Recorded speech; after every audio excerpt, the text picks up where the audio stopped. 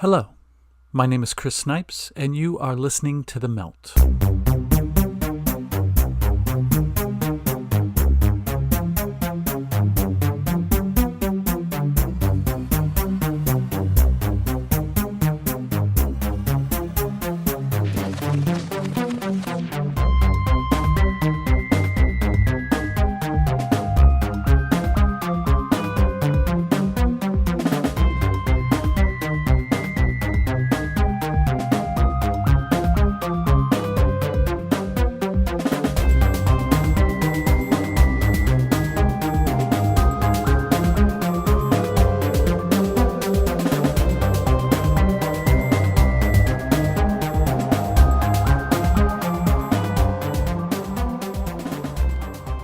There are corridors of quote-unquote reality that have no reference points except one's own first-hand experience and trusting the accounts of others' first-hand experiences.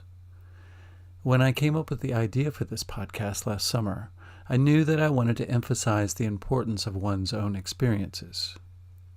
In this world, before it was saturated with the media that we rely upon to deliver to us whatever confirmation that we might need to tell us that the world is one way or another, we had first-hand experiences and the telling of those first-hand experiences. Now, before we even entertain a concept as being worthy of even considering as possible, we often look to others to define the parameters of the fathomable for us. Many of us don't want to admit that the realm of scientific rationalism is just as rife with subjectivity and bias as anything else. I think that it's time to give more credence to first-hand experience and to the possibility of multiple subjective realities existing simultaneously. I find reality to be co-collaborative in nature. It requires that we participate in it rather than passively observe it. The fact that this isn't common knowledge leads some to believe that this occurs for a definite purpose. Masses kept blind to the fact that they have a much more important role in the bigger picture than they've been led to believe are masses that aren't liable to threaten the power structure anytime soon. Many think that we are hoodwinked to believe that what we perceive as reality is limited to what the 5 consensually acknowledged senses can perceive. If we think that this is all that there is, we will cease to look further. But we are evolving. We are realizing that not only are we all interconnected, but that there is a way to utilize this samsaric wheel of mundane existence and its cyclical tendencies to transcend the frequency that the purveyors of consensus reality would like to constrict us to, and to continue to refine our minds, bodies, and souls to transform into something as of yet unimaginable. Fortunately, we are sometimes granted with the opportunity to interact with someone who claims to have access to dimensions of our existence that almost seem ridiculously outlandish when seen within the rigid perspective of our mundane vantage point from within a grid of cubicles within a grid of cubicles, from our living room recliners to the aisles of our liquor stores. We convince ourselves that we just don't have the luxury of time that it would take to ponder any sort of reality outside of the electrical grid of our planet Earth. Yet today's guest, Tolec, speaks of being a part of something much larger than the rat mazes that most of the developed world exist in.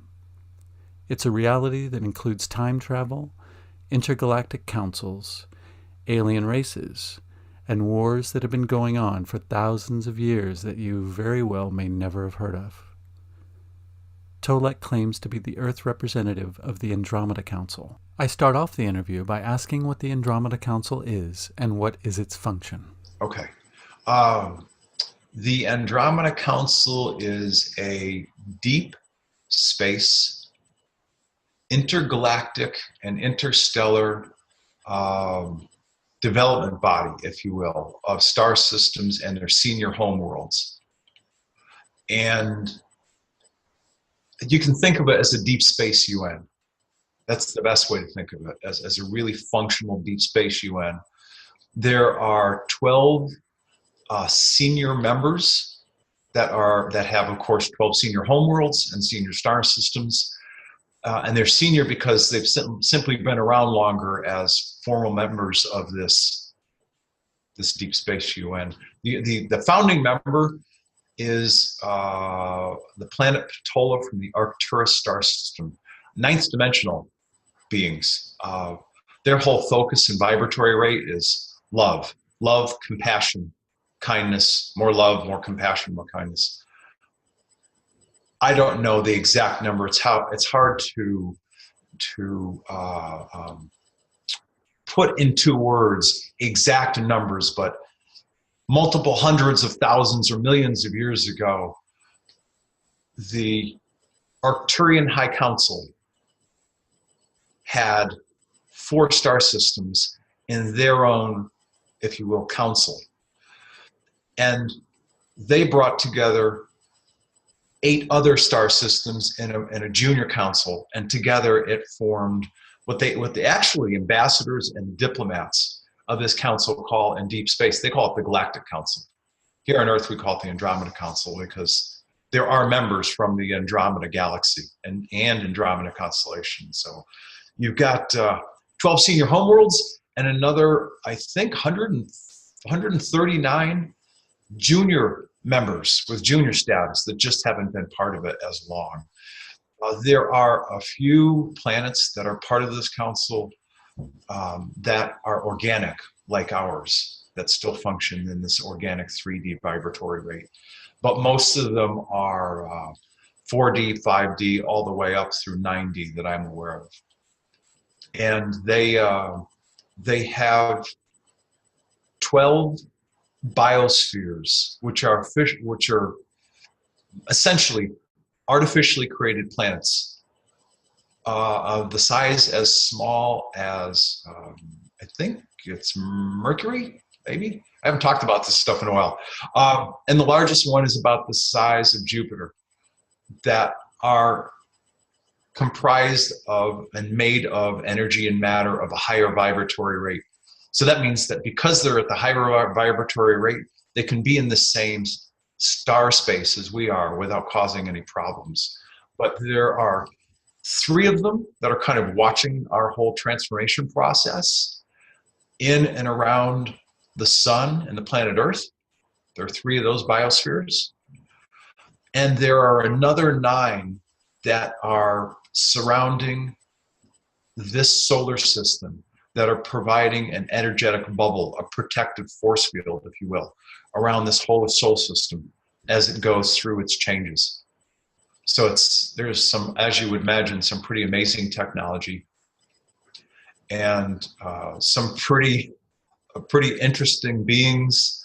It's my understanding that I've had physical communication with the people that are my contact people from the council since I was 5 years old. They've told me that I've had in excess of 100 physical visits to these different biospheres, primarily for meetings, and countless meetings with them in the, if you will, in the soul or spirit essence form. You know, that the energy that animates these bodies that we have. Sure.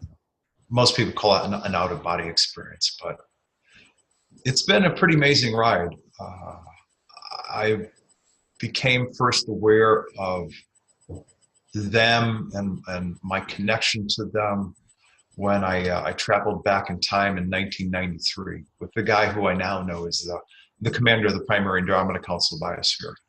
And I can give you as many details as you'd like to hear, or I can compress the story.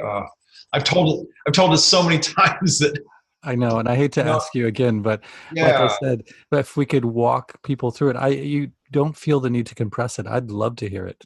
Okay.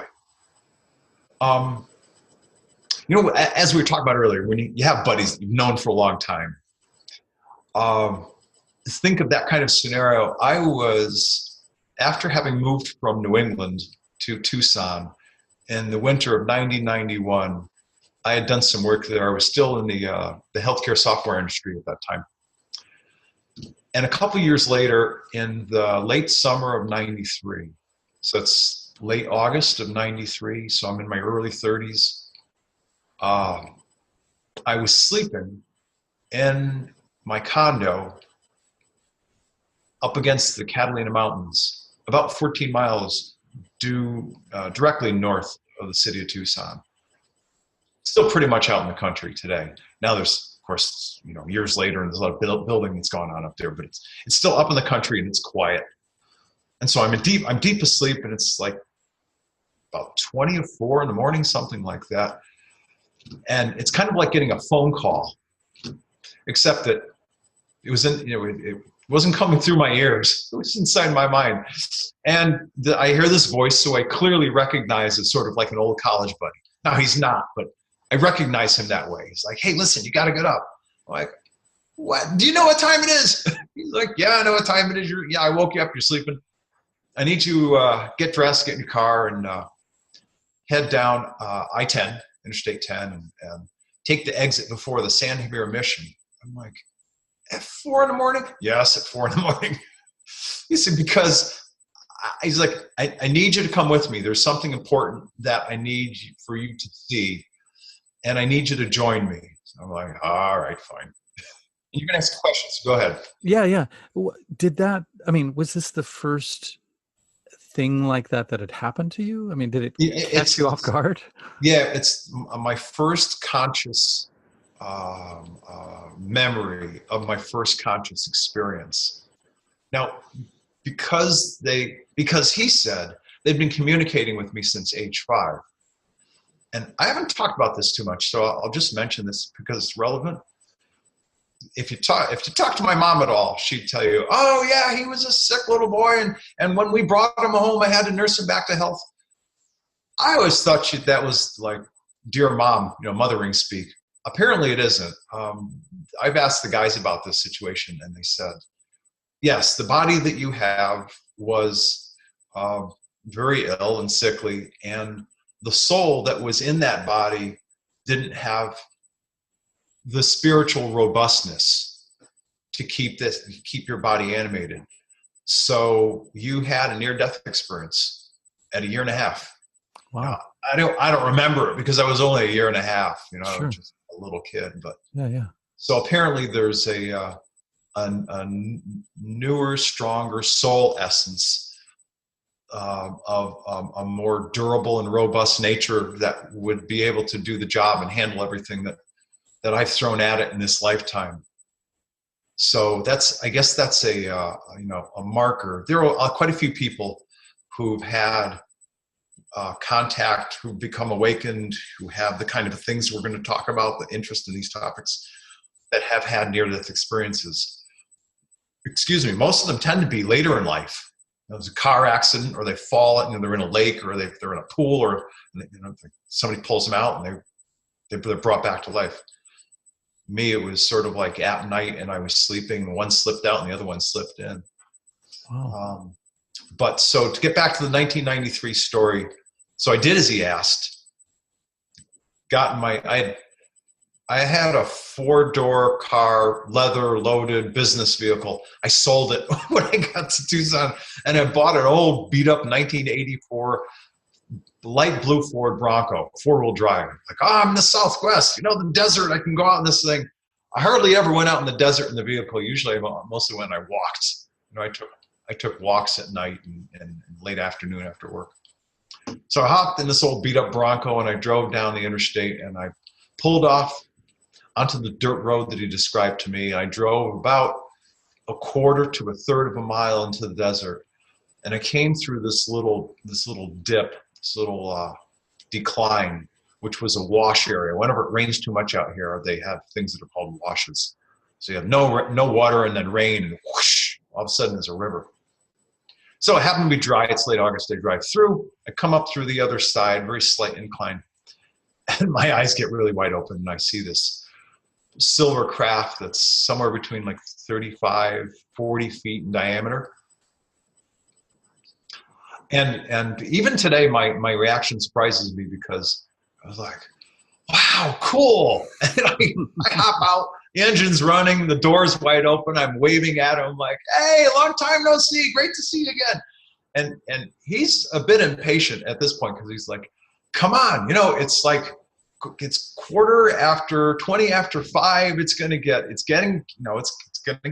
light soon. We got to go. I don't necessarily want the people from Tucson to see my ship parked out here. So I'm like, oh, it's great to see you. He's like, come on.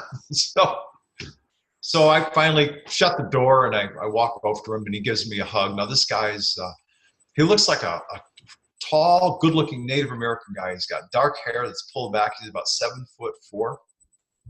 So I'm barely 5'10". Right? Oh, wow. He's like, hi, So he goes, but before we go, you got to take one of these little pills. And the pill looked like what we could describe as an old school, like NyQuil caplet, like that blue-green color. I said, okay, why? He's like, well, because to travel through time, we've got to change your vibratory rate because a 3D organic human, you can't travel through time. You'd burn up. Now, I imagine that I probably walked through some kind of technology as I walked in the ship as well, to sort of adjust my vibration. But sure. That was the beginning of the, we got to adjust you so you can make this trip. I remember leaving the planet's surface. I don't at all remember traveling through space. I remember seeing the darkness of space. But I don't remember traveling through space because while I'm sort of sitting in this chair kind of relaxing, he's doing is I could see that he's thinking, and he's just kind of touching basically what we would call today like a flat screen, flat panel plasma display or else LED or whatever. And next thing I know, we are in Earth space, either Western Virginia or Kentucky, and it's in the 1840s. There are no lights on the Eastern Seaboard. When we got there, we arrived sort of like early morning and it was daylight, but there are no perceivable lights at all because it's the 1840s. How did you gather that? Just by the surroundings, or did he? I asked him. Oh, okay, yeah. Yeah, I asked him. I said, okay, well, this looks like Earth. He said, yeah, it is. I said, so what's the date? What time? I said, what time is it? He gave me the time. He said, what's the date? He said, 1840s. I went, huh? So I took that trip 3 times. So that morning and then 2 other additional mornings within a week and a half. And for each of those trips 1 through 3, we stayed in the ship, and although at a greater distance, much like you're looking at me today, he and I were observing a family of 4.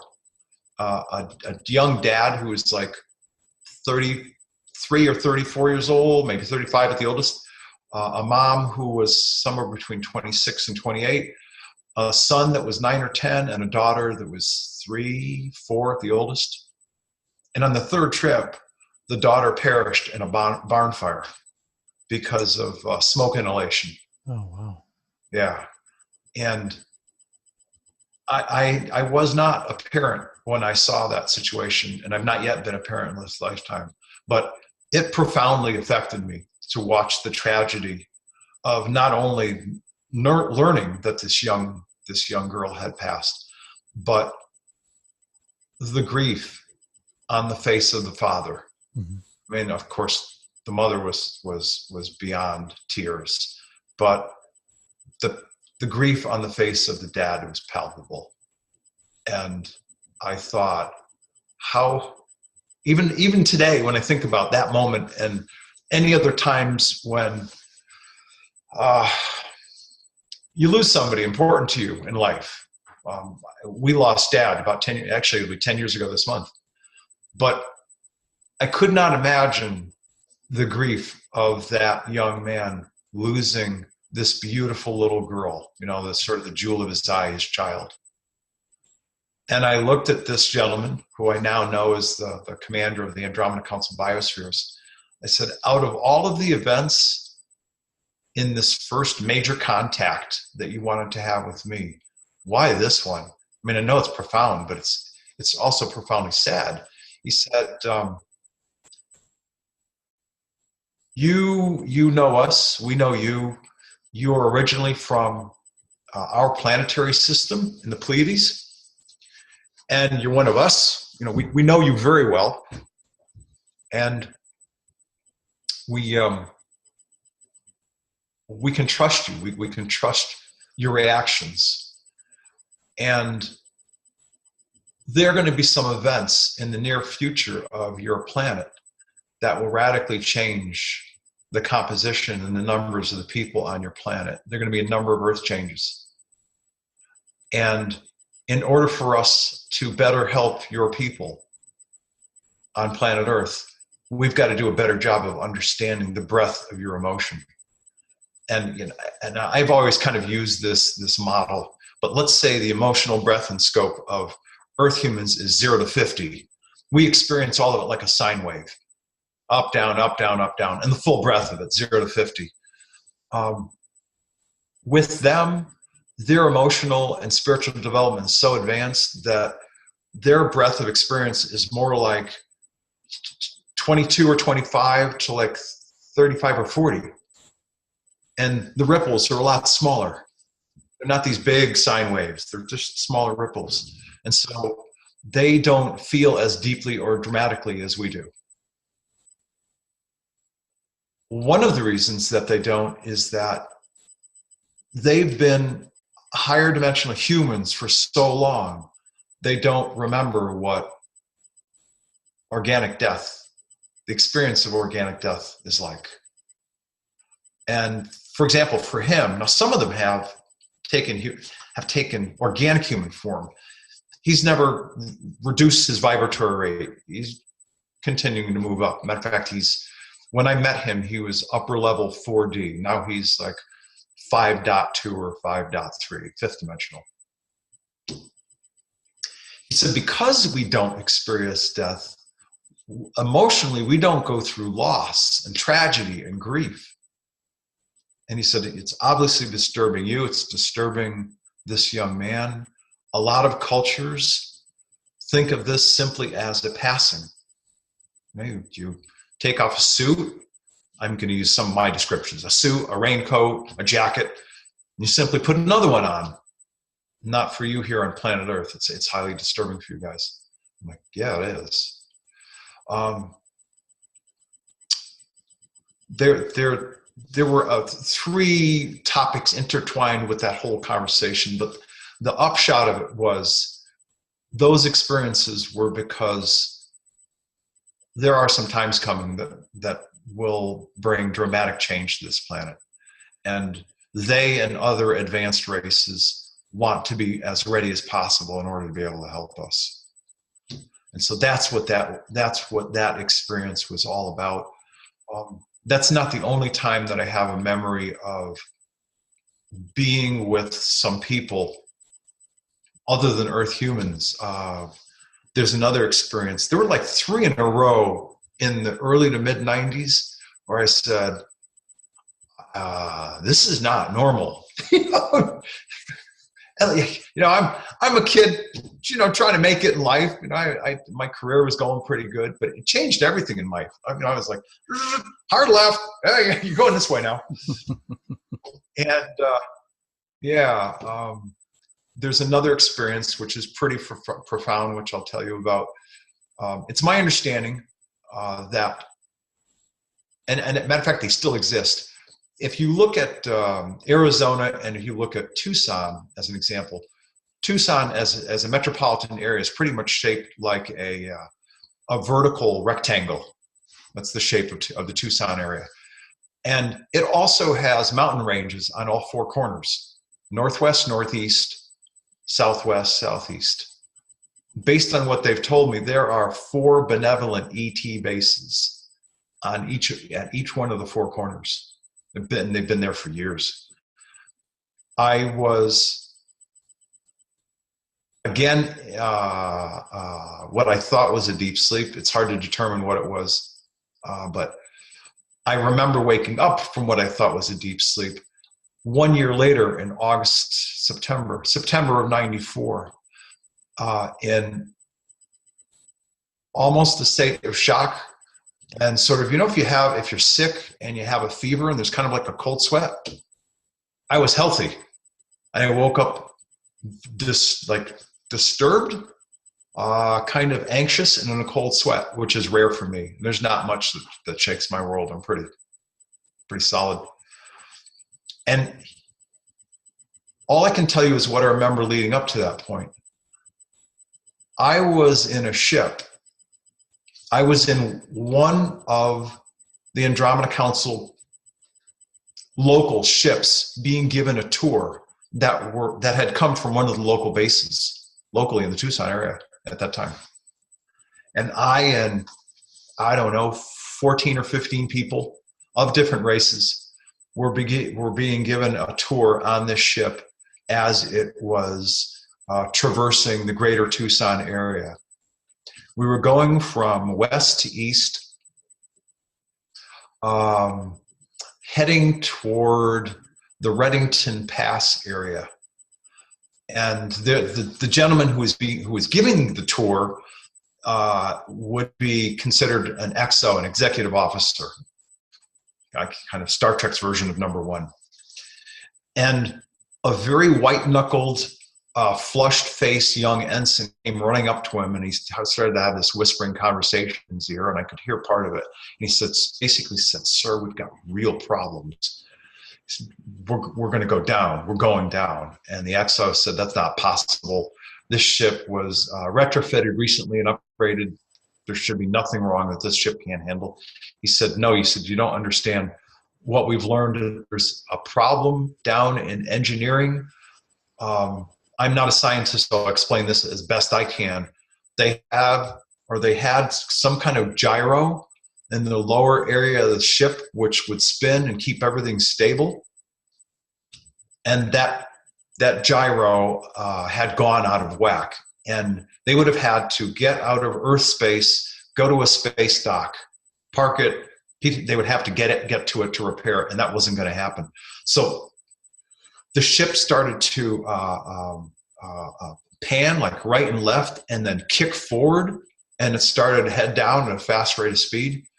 And I remember seeing young men, women, children running around screaming, like afraid for their lives, running around screaming. And the ship had pitched even farther down. I wake up in this cold sweat, anxious, feeling profoundly sad. So get up, go to the bathroom, throw some cold water on my face, go back to bed.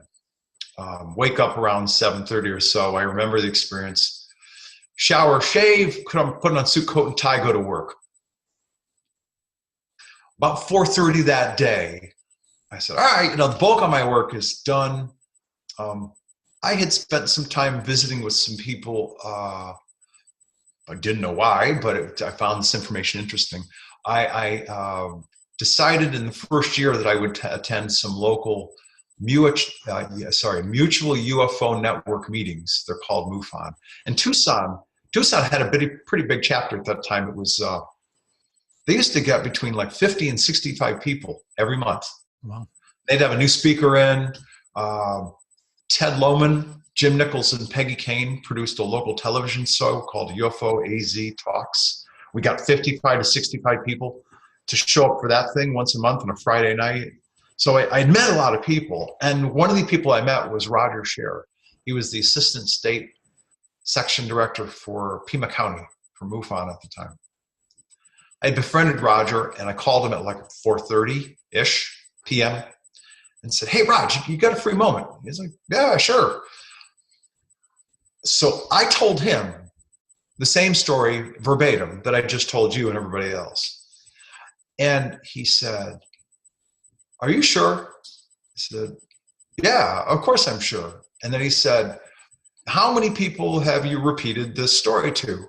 I said, "Raj, nobody. You know me. I'm working. I'm responsible. I wanted to get through my day and get all of my things out of the way so that this time of the day could come and I could finally pick up the phone and call you. And I thought you'd have a handle on knowing something about this, or you might have an explanation for some of this."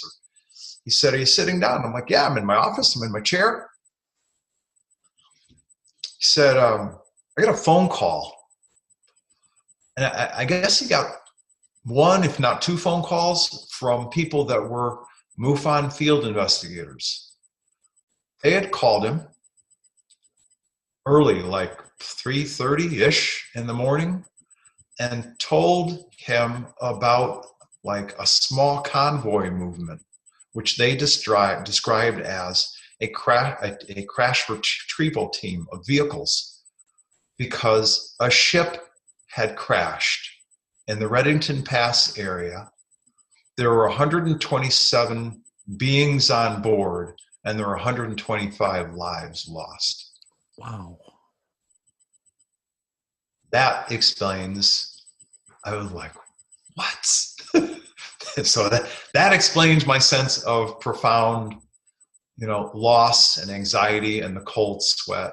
They obviously yanked me out in time so that I was, I was okay. Wow is exactly it. Those two experiences were the most profound I think I've ever had with them, because in both situations, I was experiencing emotion. I was affected emotionally. I was profoundly sad, one consciously and one unconsciously, because it was in the the interdimensional sleep state,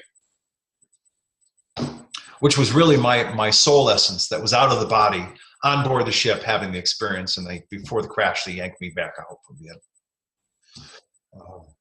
Would your soul essence be sort of like your astral body? Yeah, you could say it that way. Yeah.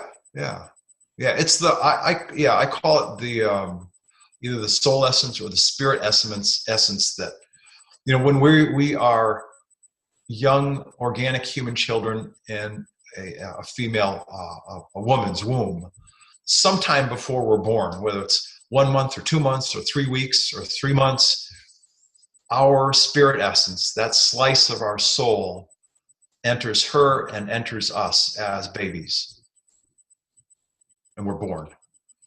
I've heard sometimes it can be like a day or two before, and we're born. But it's what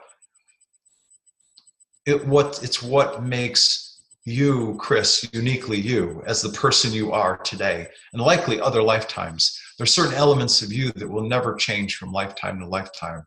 You are who you are. As a matter of fact, each human on this planet has his or her own unique vibratory rate. Yours could be like 1477956.240, and mine might be 1279665.70. You can be tracked because you have a unique vibratory signature. And even the governments, plural, some of the advanced governments have learned about this and know about this these days. So it's something that's now being openly discussed. As well, each star system, each star, and each planet has its own, if you will, digital signature, its own vibratory rate. So things in this physical universe, even though they might not appear to be, they are quite alive due to energy, and energetic frequency. These are a lot of things that I've learned over the course of years as I've had these experiences. Sure. Yeah.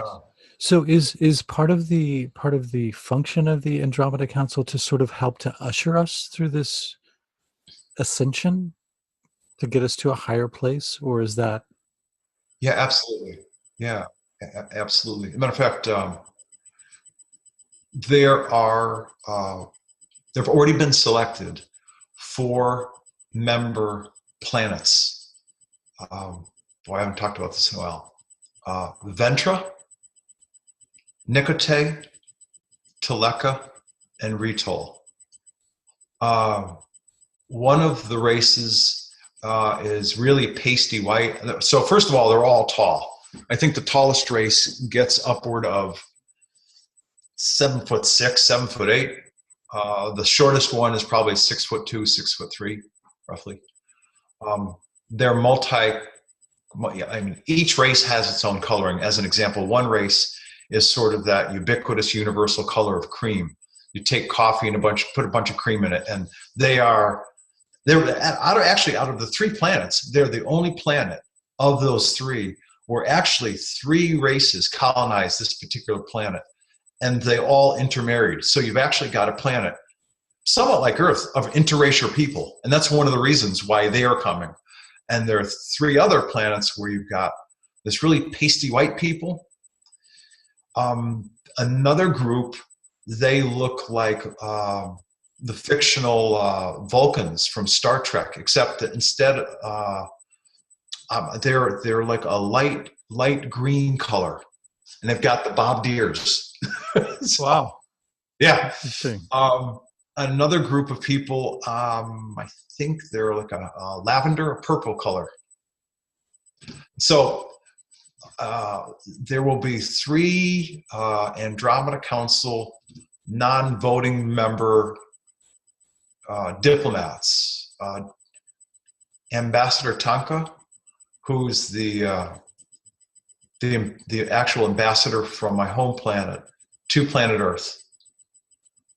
Diplomat Maka, he's the diplomat from my home planet and the council to North America. So you've got Canada, Mexico, and the US. And then Vice Chairwoman Tanya. The 3 of them are going to be sort of like an advance party, letting the people of Earth know that these people from these 4 races, at pretty much the moment of the highest level of Earth changes on this planet that will be taking place, at the apex of those changes, at pretty much the highest possible spiritual and cognitive evolution of the people on this planet. When those 2 meet, that's when the essence of this world is supposed to change. And we're supposed to go from being organic, like we are today, to being made out of fine essence matter, crystalline energy. Would that be 40? Right. Sort of like 4.6, 4.7, and then sometime, we don't have the language for this, but sometime after that, because apparently we're in this process right now of beginning to December 21st, 2012 was supposed to be the beginning of the deterioration of time. That's why you've heard people recently talk about, timelines are coming together. Well, they're coming together because ultimately there's one sort of predominant path of evolution that a planet or a star and or a people will take, because throughout the course of its evolution, it sort of comes, if you will, back to center. There's an alignment that happens, and that's what's going on with us. We're because of the energies we're being exposed to, we're coming back into alignment. So we're supposed to evolve into becoming a higher dimensional people and a higher dimensional world and beings, and all sorts of different capabilities like clairaudience and clairsentience and clairvisual abilities. I mean, certainly the new human, the new illuminated human, if you will. Interestingly enough, that doesn't abrogate the need for us to stop doing work on ourselves, because there's so many people out there who are like, oh, we're going to become higher dimensional humans. It's like, like the fairy waves her magic wand. Yes. No. The change of composition from organic carbon-based matter to a higher dimensional form does not abrogate the need or desire or wish to evolve emotionally and mature emotionally. I've said for years that, and I think, unfortunately, I'm somewhat accurate. If you look at the greater collective of humans on this planet, we're like a bunch of 6th grade schoolyard bullies. Oh yeah. And I hate admitting that, but as a member of this human race on this planet, there are so many ways that we are still highly immature as a race. And some people won't be able to survive that evolutionary step up on this planet.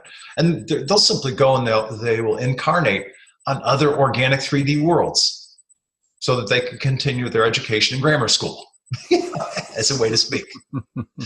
Yeah. Other people are ready, and I'm doing the best job I can to explain what I've learned. Sure, sure. If I think that if you sat a few of us down, and a few of us have in different conversations, collectively and individually, you'd probably hear similar stories in terms of who we are and the level of evolution that we're at collectively as a human species. There are a bunch that will make it. There's some that won't. It's just what's going to happen is going to happen based on each individual person's choice and desire to evolve and grow and transform. You know what it's like. Yeah, of course, definitely. Yeah. You Go reach ahead. you reach an epiphany, and it changes your way that you look at things, and you realize that the way that you were before was very small-minded, and you expand, and then you just kind of keep Oh doing that yeah. rung by rung, and Yeah. that's how evolution happens. But what are some of the things that that people can do? I mean, yes, we all have our own individual paths, but are there things that just anybody can do to help to make a fertile ground for that vibration to raise higher? Yeah, it's a good question. It's a great question, and it's relevant.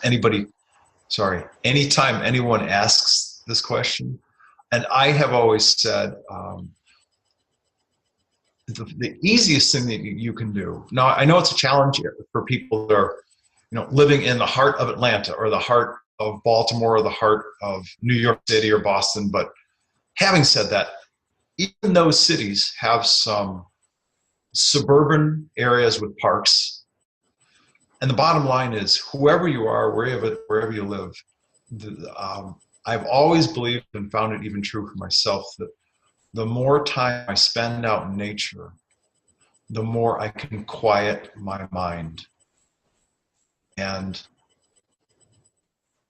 as a way of speaking, do a better job of working from my heart space and my intuitive space. Because as we live in this world, which can be very intellectual and very mental, the brain is always, brain's always going. Mm-hmm. And the brain is really good for figuring out stuff, but I believe, I've come to learn that it's really lousy for making good decisions between right and wrong. The intuitive self, the heart-based self. And this is not my thesis. There are a lot of really more wise people that have come to this decision than I have. But I've studied under people who studied under Gary Zukav, and he's just an incredible, if you will, spiritual teacher. And he even tells a story that he was going through a difficult time. As a matter of fact, I even think he told the story on Oprah one time. So he's telling Oprah the story. He's in his late 50s, kind of where I am right now. And he's telling the story about when he was in his early 30s, and he was going through some very dynamic, challenging moments in his life. And he was talking to a man he called his uncle. This uncle happened to be a sage, wise, older Native American.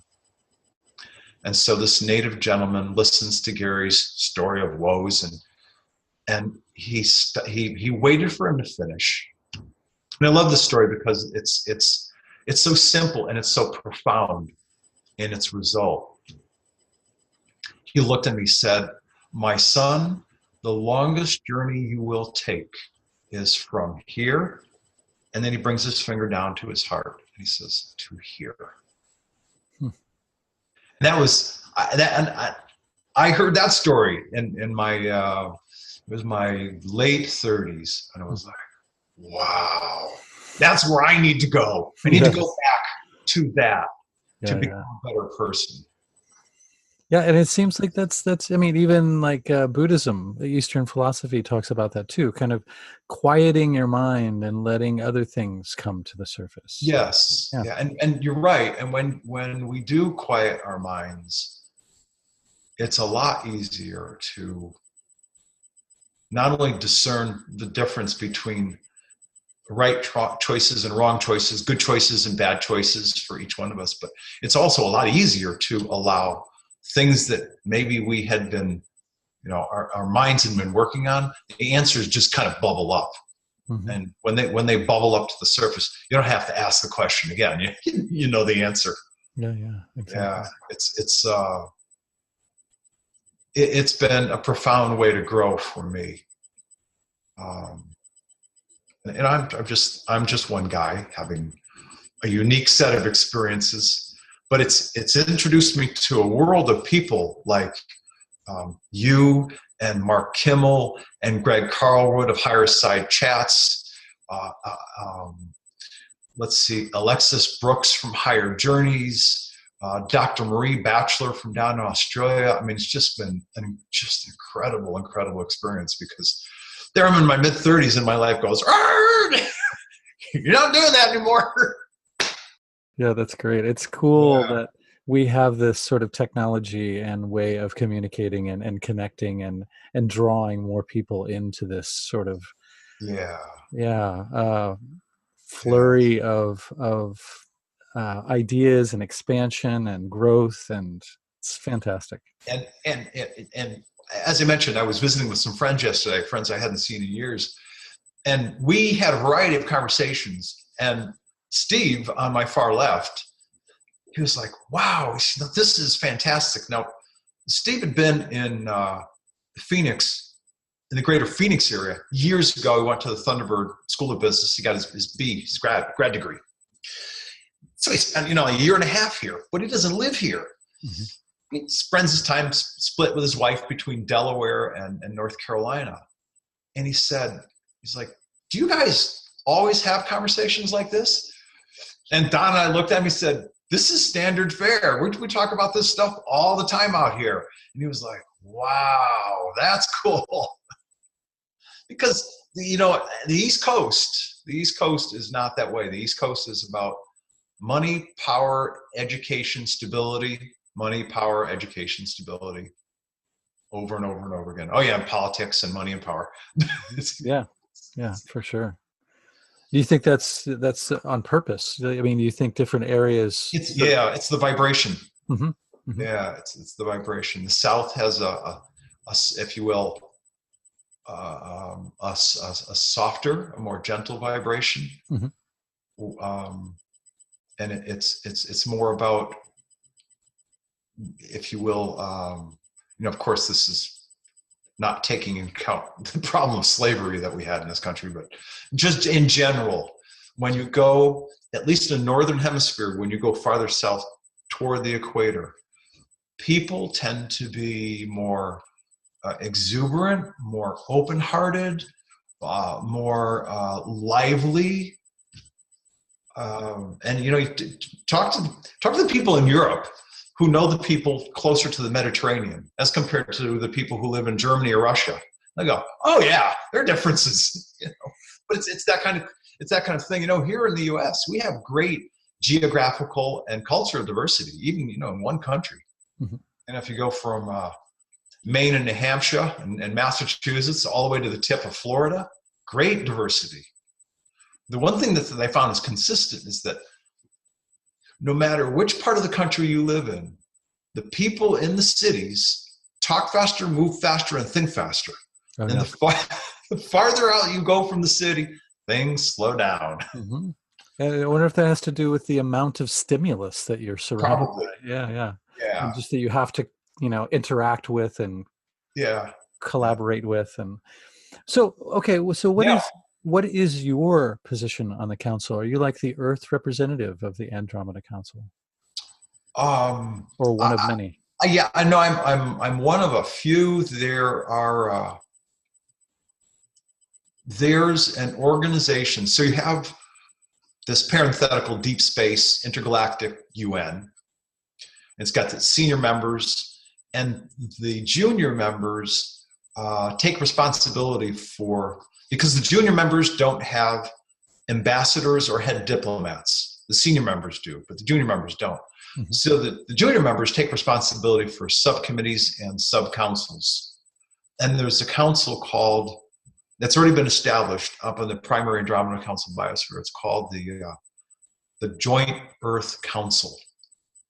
And it has been created as a means of preparing the people of the Andromeda Council for its near future interactions with the people on Earth. And it's my understanding that there is going to be an equally created, equally adjudicated joint Earth Council here located in the United States, which will be the, if you will, brother body to the one that's in the Andromeda Council Biosphere, because, and this piece is actually really important, at some moment in the future story of our planet, and it will change considerably, there will be less people, when we finally function as, if you will, an adult, emotionally adult, mature human race of great diversity on one planet, living in peace. There are no warlets, there are no wars, there are no skirmishes. We're all living in peace. We will be invited to join what's called the Galactic Federation and the Council, because we'll finally be grown up enough to take on the responsibilities of being a contributing member to a galactic body like that. Mm-hmm. They make sure not to invite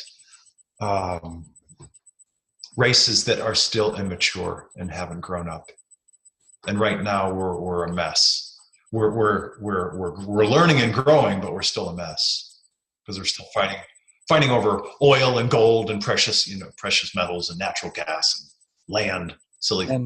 And the money taking, having to be involved in every interaction. And to me, money has always been like a major indicator that we aren't quite evolved past a certain point, Do you get that way at all?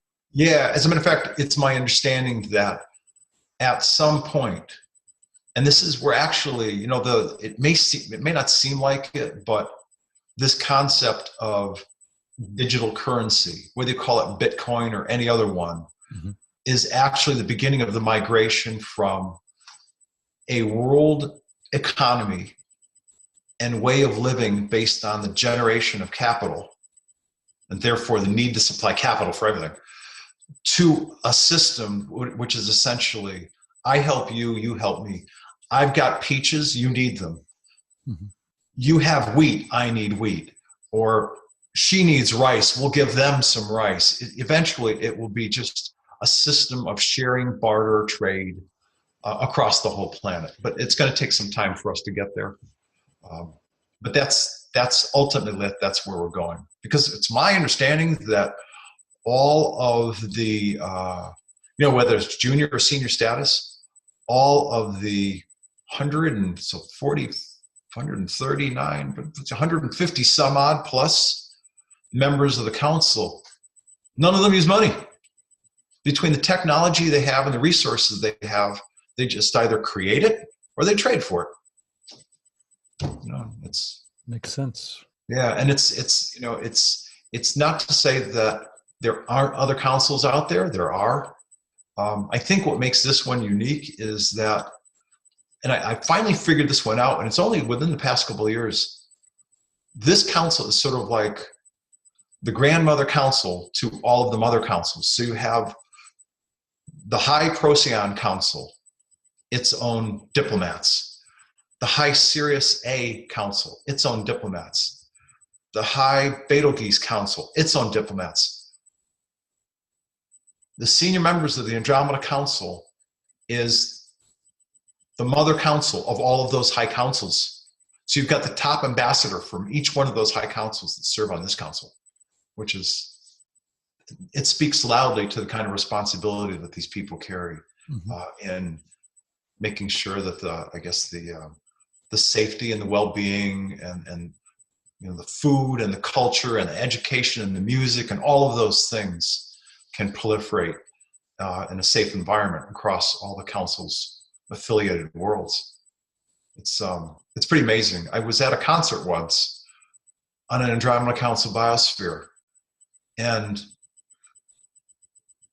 there was music being created because you could hear it. You could hear it internally. But thousands of people sitting, watching this artist, and she was using her hands to create in space, in space in front of her, what we on planet would call 3D space. Wow. So essentially using energy to create imagery as she was creating music at the same time. It was phenomenal. It was an amazing experience. Wow. Yeah. That's incredible. Yeah. That's amazing. Yeah, it's been quite a ride. Well, have you been involved with this council throughout lifetimes? Is this just your most recent interaction? This goes back a while. Yeah. Yeah, I've done this work. I've had this job to do, apparently. It's been thousands of years. It's my understanding that I've come to this planet. I don't know exactly how many lifetimes, but I've been coming to this planet for 75,000 years. As an example, I can tell you that Vice Chairman Tanya, if you looked at her, you'd say, oh, good-looking girl from Norway or Sweden, 6'2" or 3, true blonde hair, crystal green eyes. Nice, you'd say nice, good-looking Norwegian girl. Her people come from the Merox star system. Her people, 6,000 years ago, settled in what is now called the Skagerrak Strait, south of Norway and Sweden. It's now in the strait, which is underwater, but at that time it was above water. And they mingled with the locals at that time, and if you will, they became the Norse gods of old.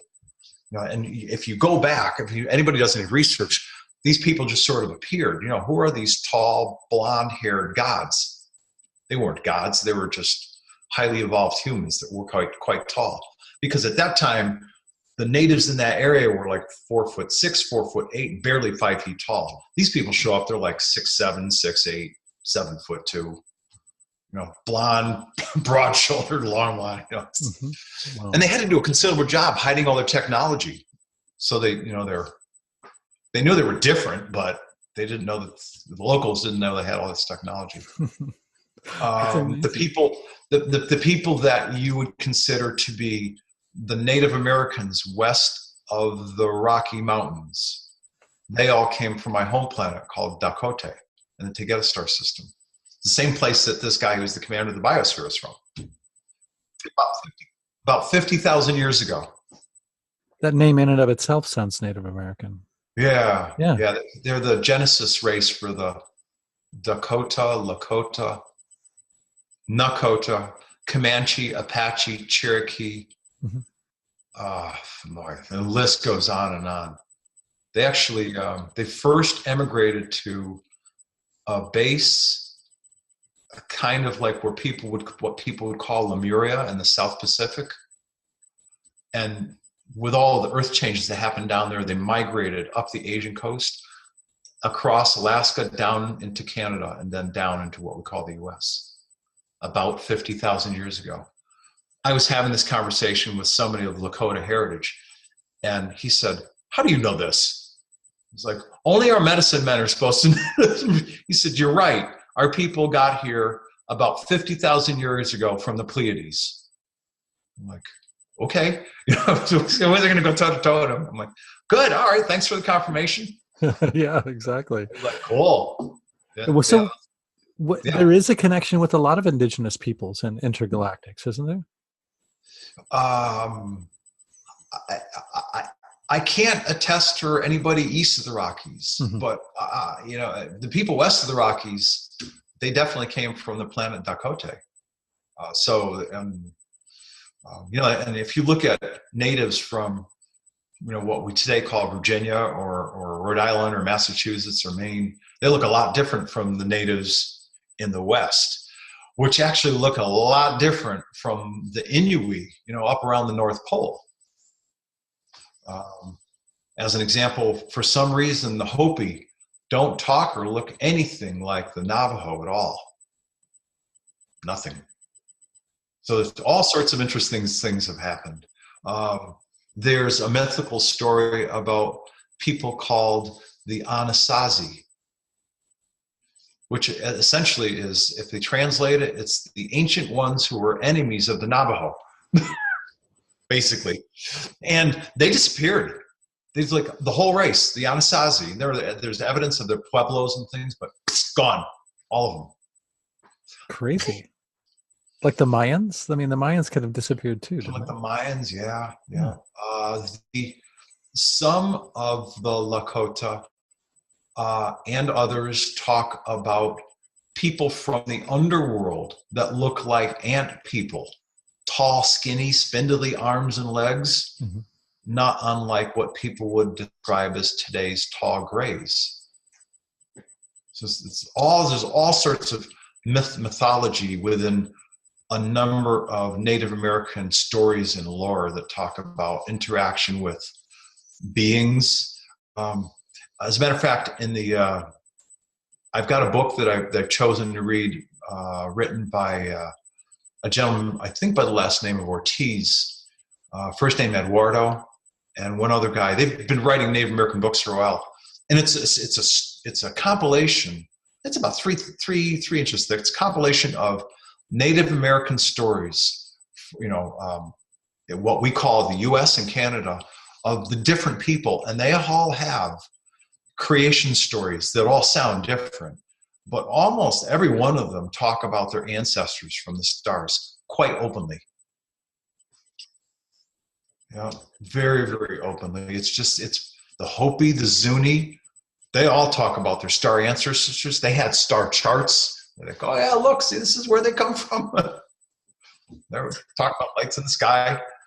The Dogon in Africa, knowing about, the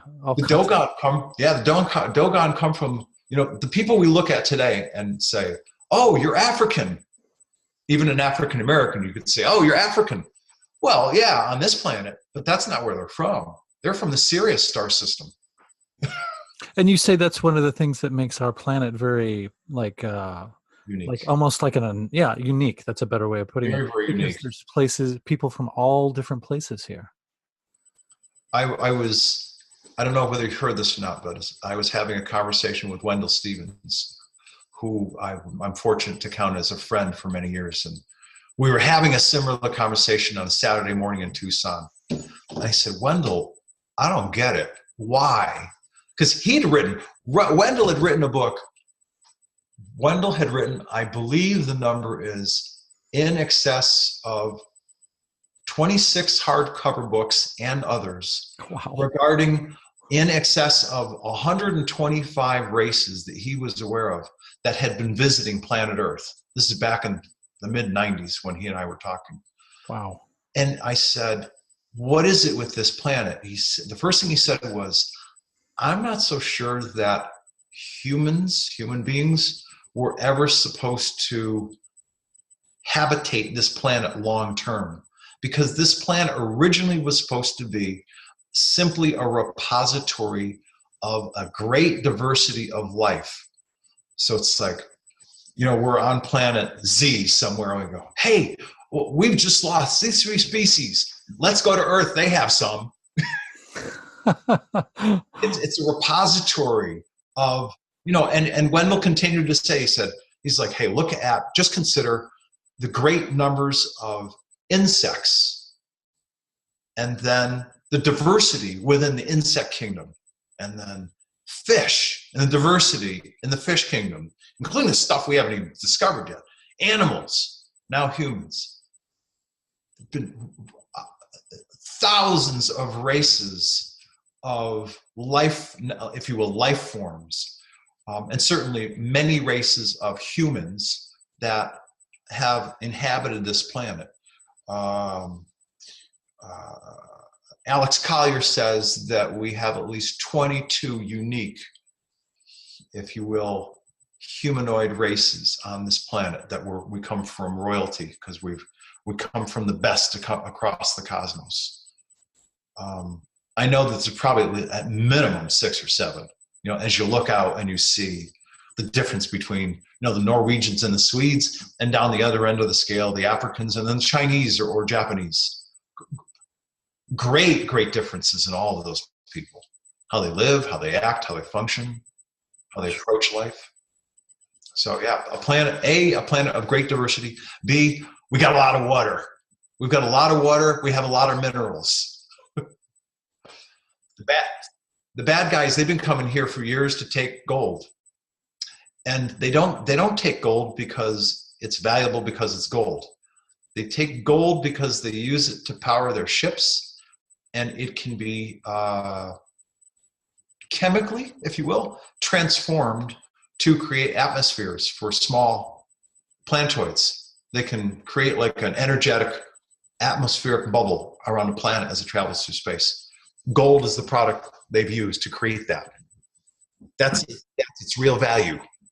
I've heard that in the context of sort of an Anunnaki agenda. Like, yes. Are you familiar with that? Yes, I've heard that. Yeah. Like we were almost genetically engineered to mine gold from the earth for that purpose. Yes. Yeah. As a matter of fact, we were, very early versions of humans were not meant to speak, to think, to have active sentience and consciousness. We were meant to be, for lack of better words, advanced worker apes, in the mines. And so I always am curious as to why higher dimensional entities would want to study us, but perhaps it's for that reason, because we're sort of we weren't supposed to be this way. Yeah. Well, the first answer is, at least according to in terms of my own perceptions. Mm-hmm. Excuse me. I believe the first answer is because, as an example, and I'll tell a brief story and then I'll continue. Apparently, I've been a student of time many lifetimes as I've come onto this planet. And within the past 7 or so years, and I don't remember exactly when, but I think it was like about 4 years ago, I said to this gentleman who's my primary contact, I said, I understand that I've been a student of time for many years and many lifetimes. And I've asked you this question every time, but I've grown a little. So this time I'm going to ask the question from a completely different perspective. And I could tell he's watching me and measuring me as I'm composing this question. I said, so this time I'm going to ask it from your perspective. Like his eyebrow went up. You tell me, I've been coming here for 75,000 years and living these different lifetimes on this planet. It's like, that's correct. And so from my perspective, an Earth human perspective, I've been coming here for 75,000 years. That's correct.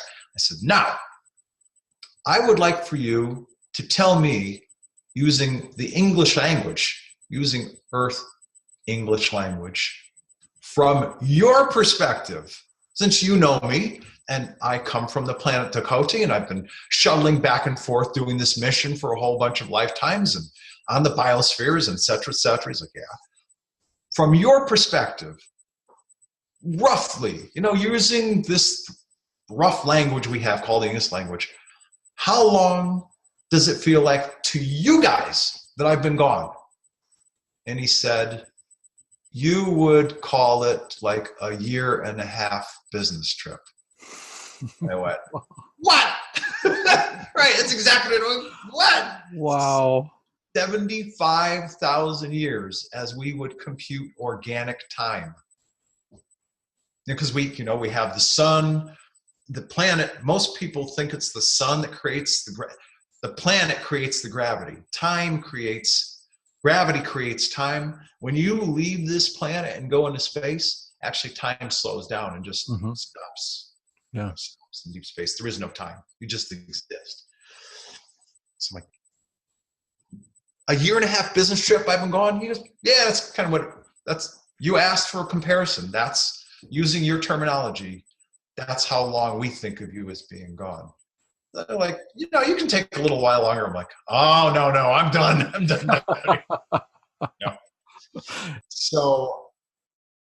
So yeah, I use that as a point of reference for the following. these organic lives are so relatively short.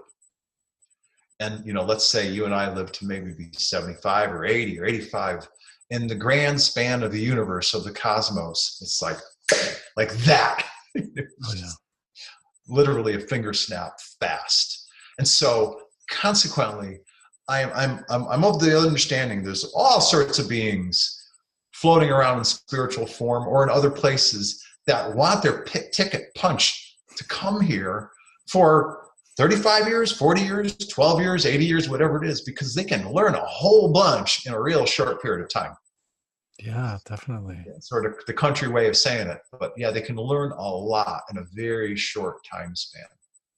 Yeah, and it's such a tricky place. It's such a tricky school to be in because, I mean, we're surrounded by all this media and the stories that we grew up around telling us, like, especially science coming along and telling us that everything that exists, we have to be able to see it. We have to be able to measure it. And that's all there is. And then you got one life and that's it.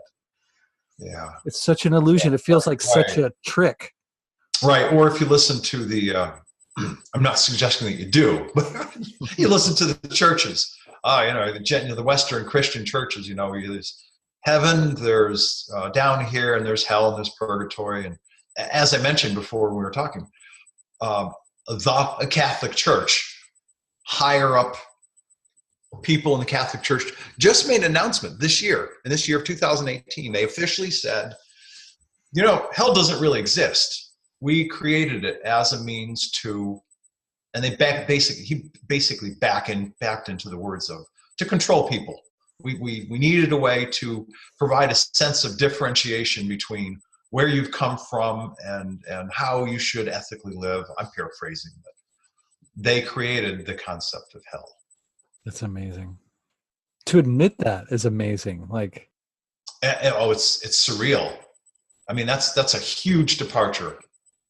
Exactly. I don't know how many people have heard it, but if somebody were to make that broadcast across, let's see, the UK, the US, and Canada, you'd have a whole people go, "What? What did they just say?" And then everybody would start asking a whole bunch of questions. You'd be sure there'd be people like battering down the dorms going, "All right, so what else did you lie about?" Yeah, exactly. Yeah. And what's in the Vatican files and, Third Secret and aliens and come on.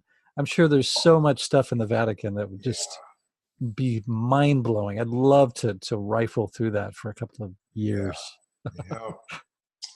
Well, I'm not so sure they want us going through it, but yeah, of course. Yeah. We would know we would see the man behind the curtain. Yeah, that's right. Yeah. That's right. Yeah, don't look here. There's nothing here. Yeah, nothing to see here. Just some guy in a dress. Yeah.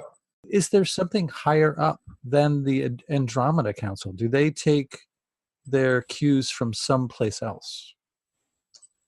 Good question. I don't know. It is because, as I said, here on Earth they're known as the Andromeda Council or Andromedan Council. In deep space they're known as the Galactic Council.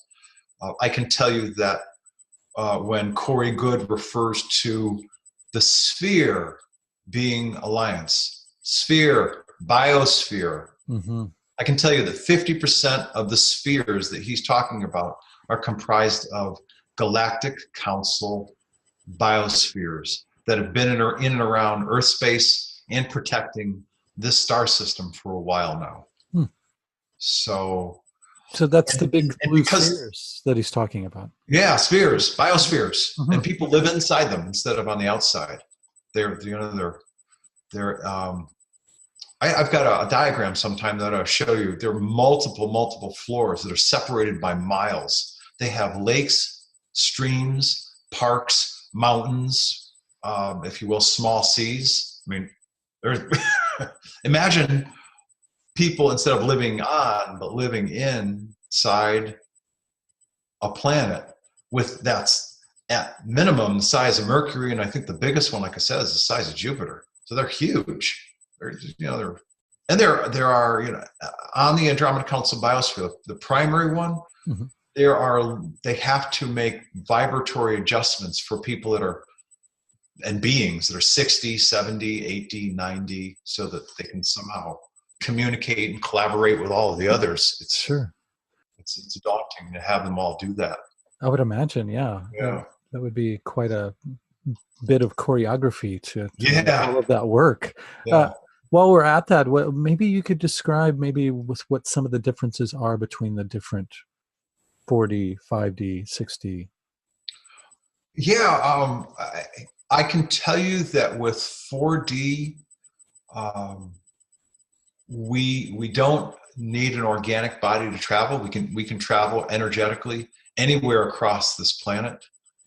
My understanding is that once you get beyond like mid-level 5D and up, you no longer need technology to travel the cosmos. You can just shrink yourself down into a ball of light, otherwise known as orbs, and go traveling the cosmos without any technology needed at all. And that's, like I said, it's probably from like the mid-level 5D and up.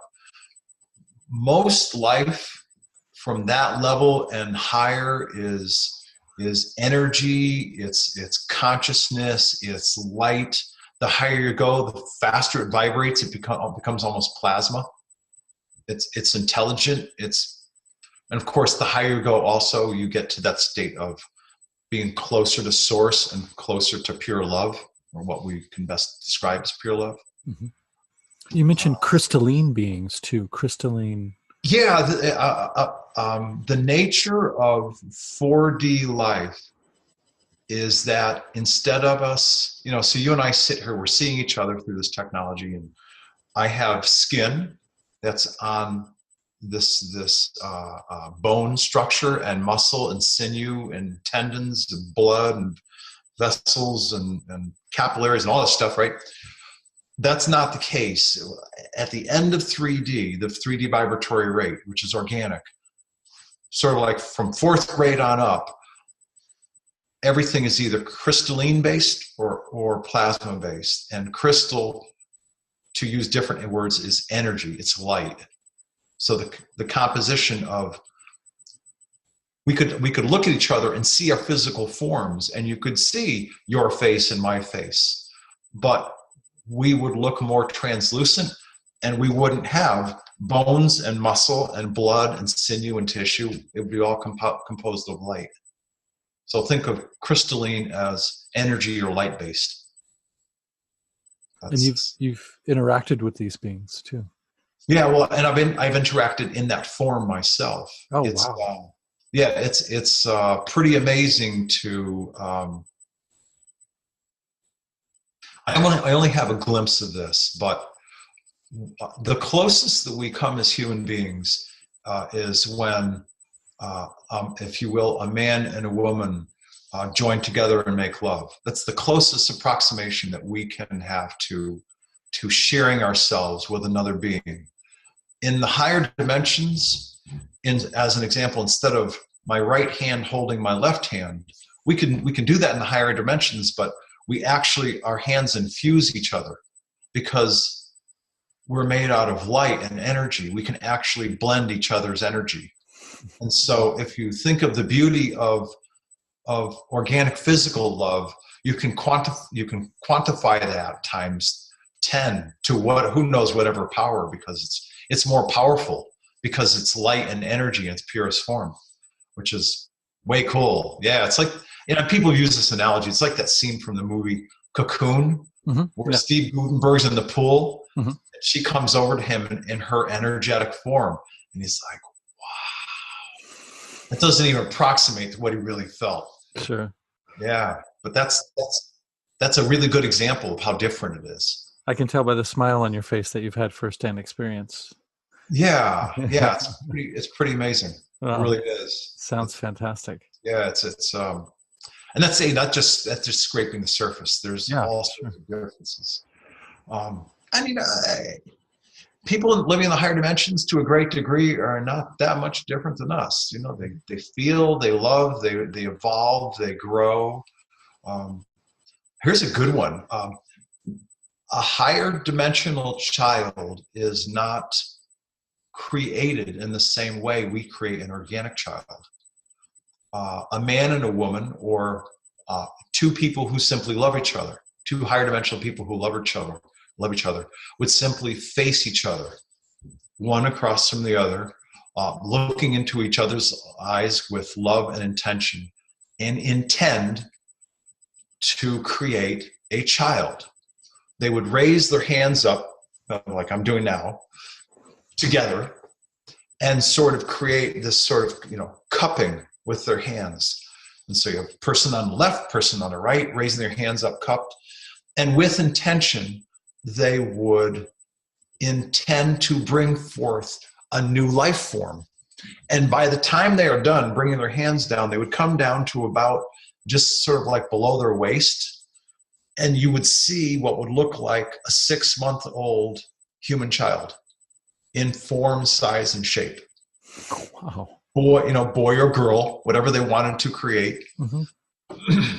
And they can intend whatever they want to. They can intend that it has blonde hair and intend that it has dark hair, whatever it's going to be when it gets older. But this is the way. And interestingly enough, sometime roughly like 2 years ago, I heard somebody else telling the same story about how higher dimensional life is created in the fifth dimension. And went, yes, confirmation. Because I had heard it from my people. Yeah, sure. I was communicating with Andromeda, who's a higher dimensional communicator for the council, and she was telling me the story about how children are created in the fifth dimension. I was like, wow, that's cool. And all the women are excited, like, great, we don't have to wreck our bodies anymore. So that leads me to wonder, what would be the use of gender at that point? Why would there be male and female, or why would there be several more genders? Or it seems interesting that there would still be. Yeah. It's my understanding that, again, when you get above mid-level fifth, people are more just people and androgynous, and less orienting themselves to one sex or another. But gotcha. The people to 3D become 4D, become 5D, if they're to follow an evolutionary path. But if you look, if you will analyze us as our pure form, to get back to your question of 10 or 12 minutes ago, not only do 3D organic ETs visit this planet, people who are still organic, but are highly more evolved than us, emotionally, technologically, aware of their own spiritual connection to source. So you have these 3D organic people visiting Earth. You have these higher dimensional people visiting Earth. One of the reasons that we are evolving at the pace they're evolving at right now is that we are learning, if not by proof, but by discovery, that we are not this physicality. We are part of Source. We're born of Source. So, Source creates, as Mark Kimmel would say, godlets or creator gods, which create oversouls. Out of these oversouls come us, these little, if you will, pool balls or peas we were spit out. And that's the source of who we are. We're these little light orbs of intelligence, sentience, and consciousness. That's really what we are. We're energy and light that chooses to live this organic form for the sake of experience. Experience is plural, for the sake of learning. And everybody's experience is different. Mine's different than yours, who's different from your wife's, or anybody else. We're all unique and different. I could sit 10 of us in a room. We may have some similar views, but to each of us, they're going to be different about how this experience is happening. Sure. And I think the biggest challenge for people who wake up to this knowledge and more is, now that we know this, what do we choose? How do we choose to make our lives matter on this planet, to make a difference while we're here? A lot of people in this greater Sedona area choose to be healers. I've done some of that energy healing work. It's pretty profound when you watch it evoke change in people. That's not my path. My path is to, I guess, to speak like I do now, to help, to educate, and to bring people together to help awaken more people. Because when I produce these conferences, it's amazing to watch what happens when people who had never met each other before come together, and they're also all of a sudden there's like a new brother and sister, a new brother and brother, a new sister and sister who had never met before. One's from Kansas, and another one from New Jersey, and another one's from Atlanta, another one's from California or Italy or England or Germany or France or all across the globe. I get people from everywhere. So that's, if you will, that's the reward for me, to see people come together and share their stories. And I'm going to be changing somewhat the structure of my conference and having less speaker lecturing. The speakers will still speak. They'll still share some of what they know, but I'm going to have a lot more interactive time of the people in the audience having far more interactive time with the speakers. Because over the course of years that I've been doing this, I've learned that some people have questions, but predominantly they want to tell their stories. They really, really want to tell their stories. And I want to provide an enjoyable and safe ground and community for people to do that. That's why conferences still prove to be valuable, because people can get out of their home state and go meet people who have very, very similar interests that they wouldn't typically talk about in Kansas or Oklahoma or Dallas, Texas. Yeah, exactly. That's a fantastic service and forum to provide for people. Yeah, to do that.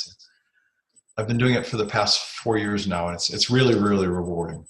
Fantastic. I know that there's some other things that I'll do in my life, but I'm continuing to do these conferences, and it just brings me a lot of joy to be able to bring people like this together. And I typically open each conference on a Friday with sacred Native American ceremonies. And I probably had upwards of 20 natives this year, and I think 10 or 12 of them were under the age of 12. Ron, who's Curzon Indian from Southern California, is married to a Yavapai girl. There's a Yavapai Apache reservation close by here. Ron's responsible for a large group of young children. So he brought all of these children over in native and Indian regalia, and they sang the celebration song and a couple of other songs, and all the people at the conference were like, wow, this is amazing. And we had, I had like another 5 or 6 different people, including Annette Moody, Itzana Ray, Rogelio, Hilaha Homa, Clifford Mahudi, that all spoke on what they know about this time that we're in, the star beings, star ancestors, about medicine. So it's sounds fantastic. It's a great way to go through life. Yeah, definitely. Very, very rewarding. Yeah. Yes. Well, that sounds like a good note, maybe to draw this to a close, and maybe you could sort of tie this all up by telling people how they could find you, or maybe where they could go to find out about these events that you hold. Sure. Okay. I'll take the first question. If people haven't heard about the work that I've done over the past 7 years, since 2011, they can go to the Andromeda Council.com website. So it's spelled just like the Andromeda Constellation or Andromeda Galaxy. So Andromeda Council, COUNCIL.com. Mm-hmm. If they want to learn about the conferences and the one-day special events that I produce, they can go to transformationalshiftevents.com. And if they want to write to me, they can write to me at Tolec@AndromedaCouncil.com. Fantastic. When is the next event? I'm doing an event in May, which I'm really excited about. It'll be a one-day event called First Open Contact. And the supposition is whatever bad guy ETs that have been influencing this planet, they've been dealt with. And we are clearly aware of the fact that our lives are about to change because there are also benevolent ETs that are here. How will the people of the developed nations of this planet the US's, France's, Germany's, England's, Canada's of the world, developed nations, certainly China's in there, because all the indigenous people, they know about the star ancestors, so they're fine. It's all of the people who will be sort of like, the deer in headlights for the first time. Those folks, what can we anticipate will be their reactions? How will we handle this knowledge? How will the educational systems change, the political systems, the financial systems? What are all of the potential areas of impact? We're going to try and do that in a day. I don't know if we're going to do that or not, but I've got some pretty amazing people that I'm pulling together to have that discussion. And that will be 35 to 40 minutes of each speaker. And so all those speakers will go to about lunchtime. And then after lunch, when they come back, the whole afternoon is audience and speaker interaction. I'm going to do it sort of in half circle or around. Nice. So it's highly integrated and really give the people a chance to dive in, ask all sorts of questions, and be an active part of the discussion. So I'm very excited, very, very excited about this. Cool. Sounds fantastic. And if you'd like to come on out, would love to have you join us. Oh, I'd love to be able to do it. If I can, I will definitely do it. May 5th, May 11th in Sedona. So it's the 5th month of the year. Sedona out here, that time of year, it's like 82, 84, blue skies, puffy white clouds, lousy weather. Perfect. Yeah, Perfect. It's great. Sounds fantastic. Yeah. Well, I'll include the info for that on the notes for this episode. So, well, thank you. Yeah, Tolec, thank you so much for doing this. It's been highly enjoyable and informative. Oh, Chris, thank you. Well, that was a very interesting conversation. It was highly enjoyable. Tolec was very, very polite and warm and friendly, and it was really good. I really enjoyed it. I hope that I'm hoping that we'll be able to do it later on this year and kind of continue where we left off. What I am doing with this podcast is I am assuming that, and maybe I'm naive in assuming this, but I'm assuming that it will reach people that maybe are just starting to get interested in these kinds of topics. And hopefully it will serve as sort of a bridge or an introduction into some of these things. And so I'm having these guests on my podcast as if you were discovering them just as I am. And so we're kind of starting at the basics, starting with the origin stories, for lack of a better way of putting it, but it's kind of what it is. So you get to see more of where these people come from, what their context is, and how they got into looking into the things that they have spent their lives or most of their lives looking into. I find that in and of itself fascinating. And then there's the actual content.